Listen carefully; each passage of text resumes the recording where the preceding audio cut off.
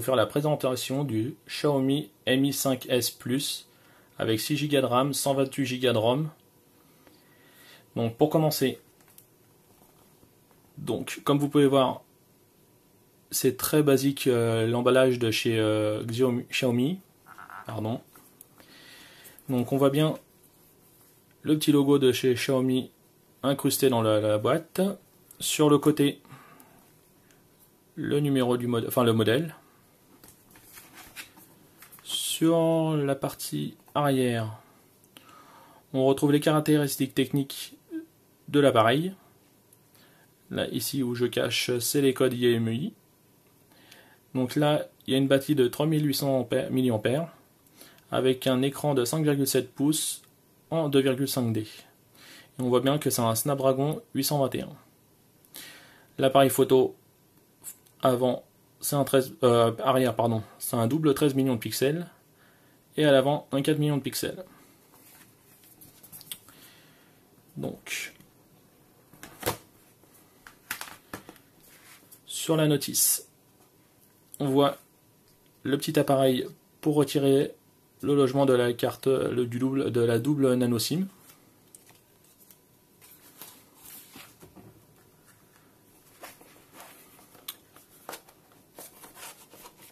Le fameux monstre, donc on va voir juste après. De plus en plus de fabricants, ils livrent une coque en silicone pour protéger. Je trouve ça plutôt sympa. Il y a une protection, un film protecteur qui est directement livré dessus, donc on pourra l'enlever. Donc l'adaptateur, il est prévu pour la Chine, mais mon partenaire Gearbest, il envoie directement un adaptateur secteur pour l'Union Européenne. Hop, là. Bon, c'est sûr, ça aurait été mieux en noir, mais bon, je pense qu'il y a. Bon, je pourrais en remplacer parce que j'en ai eu d'avance. Le câble USB pour le rechargement et puis pour le transfert des données. Et on voit bien, c'est un USB type C. Donc il n'y a pas de problème pour le mettre. C'est soit d'un côté, soit de l'autre.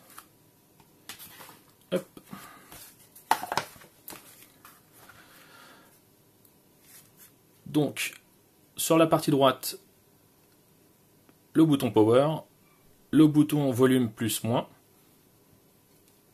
Sur la partie basse, donc le logement pour l'USB type C. De ce côté-ci, du côté droit, le haut-parleur. Du côté gauche, le micro. Je pense qu'il doit être par ici. Comme ça, vous pouvez voir sur la tranche le bord arrondi de la coque en aluminium. Et tous les bords sont chanfreinés, que ce soit en haut, la partie haute ou la partie basse. Donc on continue. De ce côté-ci, le logement pour les doubles nano SIM. Ici, la prise de jack pour relier un casque. Un port infrarouge. Voilà, on a fait le tour. Sur la partie arrière, on peut voir le logo de chez Xiaomi qui est pas gravé, parce que, enfin si, ça doit être gravé, mais il y a un vernis qui est dessus, donc on le sent très peu. Le lecteur d'empreintes digitales, le double appareil photo de 13 millions de pixels, et le double flash. Sur la partie avant, l'appareil photo qui est simplement de 4 millions de pixels. On pourra faire que des petits selfies, mais c'est vraiment pas... Enfin, pour moi, ça m'apporte peu. Le flash, le haut-parleur, la barre de navigation qui s'allume dans le noir, ce qui est vraiment pas mal. Donc, en ce qui concerne les caractéristiques, on a bien donc un Snapdragon S821, c'est un quad-core de 2,35 GHz, un GPU Adreno 530, il y a 6 Go de RAM, 128 Go de ROM, L'écran, il a une diagonale de 5,7 pouces avec une résolution de 1920 par 1080, donc c'est-à-dire du Full HD, avec 386 pixels par point, et donc les bords arrondis en 2,5D. Donc la batterie, par contre, ce qui est bien, c'est qu'elle fait 3700 mAh. Donc sans faire de trop d'excès, j'arrive à tenir une bonne journée et demie. En plus, le rechargement s'effectue assez rapidement, puisque pour faire 0 à 50%, j'ai mis 32 minutes. Et puis à peu près on va dire 1h15 pour faire enfin 1h15 en tout pour faire le reste, pour recharger à 100%. Donc, pardon. Comme vous pouvez voir, le lecteur d'empreintes digitales, c'est très rapide. Et hop, c'est vraiment de l'instantané. Donc il sert aussi bien pour le déblocage du téléphone que pour aller sur des applications comme PayPal, qui demande, au lieu de rentrer le mot de passe, vous avez juste une lecture d'empreinte à faire. Et c'est automatique, c'est comme si que vous rentrez votre mot de passe. Donc, dans les paramètres, à propos du téléphone, donc on voit bien qu'on a un quad-core de 2,35 GHz, 6 Go de RAM, 128 Go de ROM, la ROM MIUI 8.0, comme c'est la version 6.0 de Android. Donc, sinon, en ce qui concerne le score AnTuTu, bon là ça va, j'ai fait plusieurs tests, là j'ai juste un score de 127 000. Bon, j'avais pas vidé le cache. Donc pour le classement, bien sûr il est faussé, parce que généralement on se trouve juste, voilà, vous voyez, à 153 000. Je me trouve généralement entre le Mi 5S Plus et le Mi 5S. Donc quand j'avais fait les tests des photos, j'étais juste au-dessus du... Enfin, les iPhone 7 n'étaient pas encore mis dessus. Sinon, au niveau des infos, je rapproche un petit peu. Donc on a bien une résolution de 1080 par 1920, un quad-core pour le modèle CPU en 2,35 GHz, un appareil photo de 13 millions de pixels à l'avant, 6 Go de RAM, 128 Go de ROM.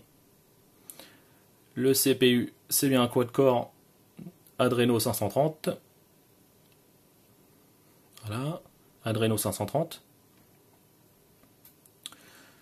Sinon, bon, là, on retrouve la caméra avant, enfin arrière et frontale. Donc là, hop.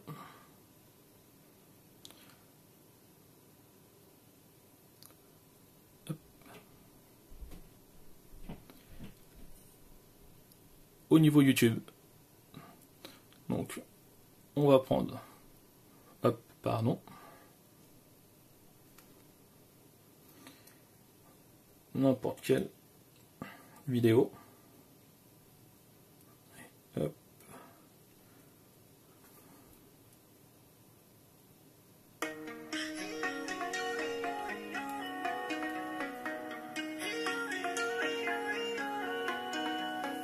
Parfois on souffre, parfois on souffre, des fois on s'aime, parfois on souffle. À mon tour, parfois j'étouffe, elle dit je t'aime, je fais le sourd. Parfois je crie, des fois je ris, personne m'entend, seul dans le vide. Tant de choses à dire, mais on évite. Je fais semblant, ici tout va vite.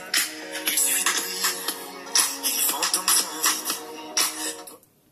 Comme on peut voir, la qualité son est vraiment pas mal. Donc, comme c'est la première fois que je fais la présentation d'un téléphone, donc je vais essayer de m'améliorer au fur et à mesure des vidéos, parce que j'ai pas trop l'habitude. Donc on peut voir, pour les spécialistes de JDOM, tout est vraiment très fluide. Hop. Là, c'est la nouvelle application The Cocoon. Voilà.